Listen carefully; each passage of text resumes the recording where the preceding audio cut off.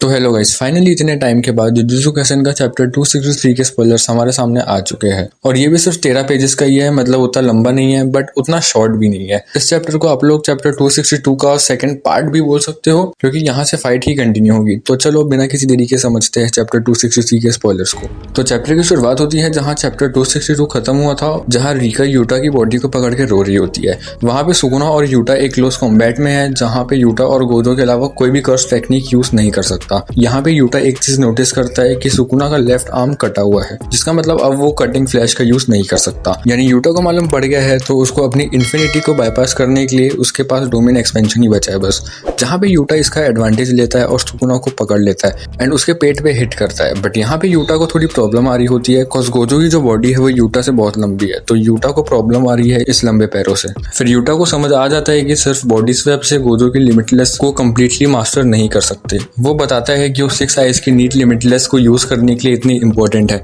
Utah को ये भी याद आता है जब गोजो सातोरू ये कहता है कि I am the strongest. Gojo ये चीज इतने कॉन्फिडेंस के साथ क्यों कहते हैं, जहाँ पे सुकुना को ये चीज रियलाइज होती है कि यूटा गोजो की कर्स टेक्निक को यूज करने में अभी उतना अच्छा नहीं है।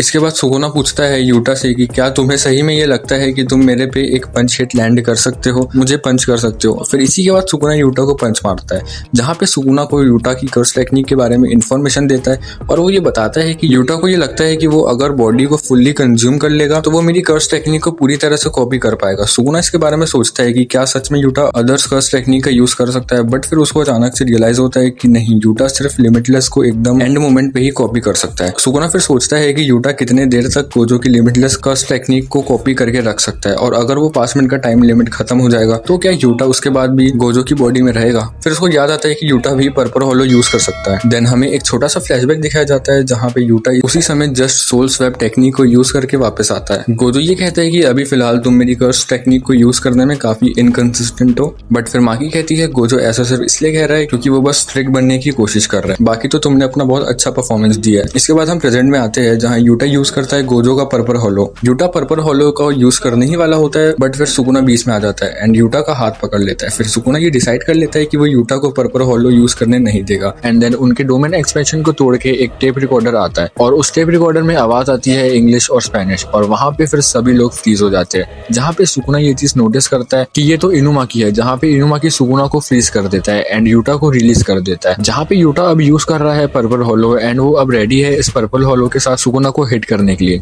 एंड यहीं पे ये चैप्टर खत्म होता है। इनुमाकी आ गया है इस चैप्टर में जहाँ पे सुकुना के लिए थोड़ा सा डिसएडवांटेज है और यूटा के लिए एडवांटेज हो गया है, बट अगर यूटा ने सुकुना को पर्पल होलो से हिट किया तो सुकुना बहुत ज्यादा डैमेज हो जाएगा। तो बस इस वीडियो के लिए बस इतना ही, बाकी मिलते हैं अगली वीडियो में किसी नए टॉपिक के साथ। तब तक के लिए बाय बाय।